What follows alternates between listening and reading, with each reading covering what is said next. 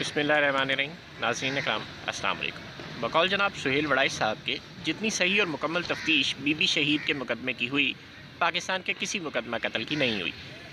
ایک چیز واضح ہے، لیکن اس کے باوجود اگر ہم قاتلوں کو انجام تک نہ پہنچا سکیں اور ایک دوسرے کو پھنسانے کے لیے الزام تراشی کرتے رہیں تو اس سے مقدمہ کی پراسراریت میں تو اضافہ ہوگا، مگر اصل سازشی اور قاتل بچ نکلیں گے۔ آصف زرداری کا جنرل پرویز مشرف پر الزام اور جواباً جنرل پرویز مشرف کا زرداری پر الزام، دونوں کے پیچھے سیاست کار فرما ہے۔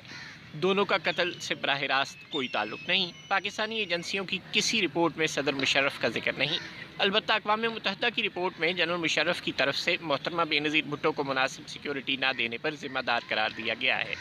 بعض باوردی افسران کے نام بھی اقوام متحدہ کی رپورٹ میں تھے، مگر صدر آصف زرداری اور وزیر خارجہ شاہ محمود قریشی نے اقوام متحدہ کے سیکرٹری جنرل کو خط لکھ کر رپورٹ کے اس حصے پر اپنے تحفظات کا اظہار کر دیا۔ یوں ریاست پاکستان نے اقوام متحدہ کی رپورٹ پر منوعاً عمل کرنے سے انکار کر دیا۔ اسی بنا پر اقوام متحدہ کے تفتیش کار ہیرالڈو میونیز نے قتل کر کے بچ نکلے نامی کتاب لکھ ڈالی۔ پاکستانی FIA نے جنرل مشرف کا اس مقدمے کے حوالے سے باقاعدہ بیان ریکارڈ کیا اور چالان میں ان کا نام شامل کیا، مگر ظاہر ہے یہ سیکیورٹی میں غفلت کی وجہ سے ہے۔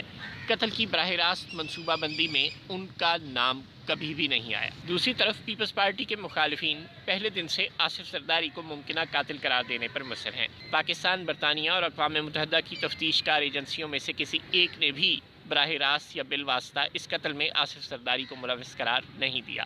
البتہ رحمان ملک اور بابر اعوان کی طرف سے محترمہ کی دوسری بلٹ پروف گاڑی بھگا لے جانے، خالد شہنشاہ کے پراسرار اشاروں، مجرمانہ ریکارڈ، پراسرار موت اور محترمہ کا پوسٹ مارٹم نہ کروانے کے حوالے سے بالواسطہ طور پر آصف زرداری پر غیر تفتیشی عناصر نے انگلیاں ضرور اٹھائیں، لیکن ان سب سازشی کہانیوں میں سے ایک میں بھی کوئی مستند ثبوت نہیں ملا۔ آصف زرداری پر شک کیا جاتا ہے کیونکہ قتل کا فائدہ انہیں ہوا، لیکن ان کے خلاف نہ کوئی گواہی ہے اور نہ کوئی اشارہ۔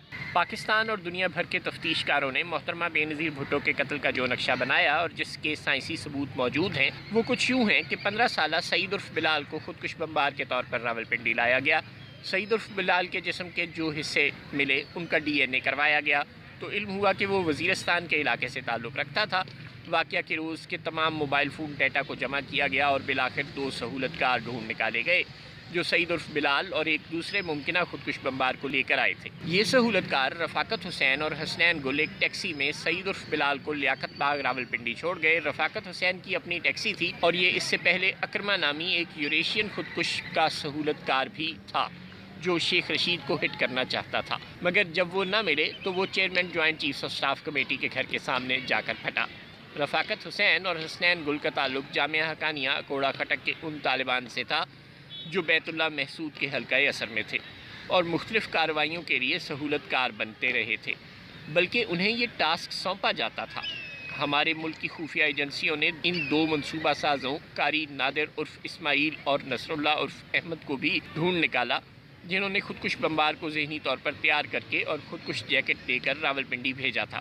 یہ منصوبہ ساز عسکری ایجنسیوں نے ہی گرفتار کیے، ان سے تفتیش کی اور پھر ایک روز انہی ایجنسیوں سے ایک مقابلے میں مار دیے گئے۔ ان منصوبہ سازوں کا براہ راست تعلق طالبان کے شدت پسند گروہ سے تھا جس کا اتحاد القاعدہ سے تھا، اور یہ اپنی ہدایات براہ راست ایمن الظواہری سے لیتے تھے۔ یہی وجہ ہے کہ محترمہ بینظیر بھٹو کے قتل کی ذمہ داری ایمن الظواہری نے خود بین الاقوامی اطلاعاتی اداروں کو فون کر کے قبول کی۔ قتل کی براہ راست ذمہ داری کا تعین تو ہو چکا، اب صرف بحث طلب معاملہ یہ ہے کہ کیا براہ راست ذمہ داران کے پیچھے بھی کوئی بالواسطہ ذمہ داران ہیں؟ پہلی بات تو یہ ہے کہ جو براہ راست ذمہ دار ہیں اور ان کا سب کو علم ہے، پہلے انہیں سزا ملے، پھر جو بالواسطہ ذمہ دار ہیں بعد میں ان کی باری آ سکتی ہے۔ سچ تو یہ ہے کہ محترمہ بینظیر بھٹو کے قتل کا حساب لینا ریاست اور قوم کی اجتماعی ذمہ داری ہے، مگر اس حوالے سے غیر ذمہ داری اور بزدلی کا مسلسل مظاہرہ کیا گیا۔ کئی گواہ پیش ہی نہ ہوئے، جج خوفزدہ رہے، اوپن ٹرائل کی بجائے جیل کی 4 دیواری میں مقدمہ چلا، ایک پرعزم پراسیکیوٹر کو قتل کر دیا گیا اور اس کی ذمہ داری بھی براہ راست القاعدہ نے قبول کی۔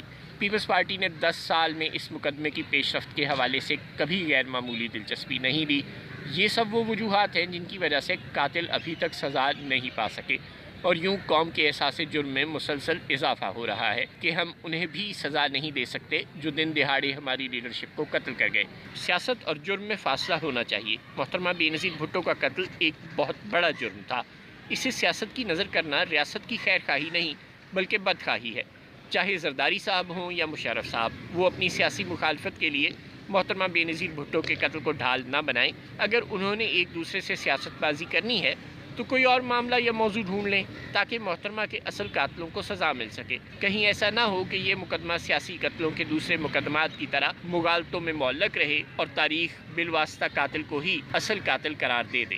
آپ کی خدمت میں پیش کیا گیا یہ اقتباس 23 ستمبر 2017 کے روزنامہ جنگ میں چھپنے والے جناب سہیل وڑائچ کے کالم سے لیا گیا ہے۔ السلام علیکم۔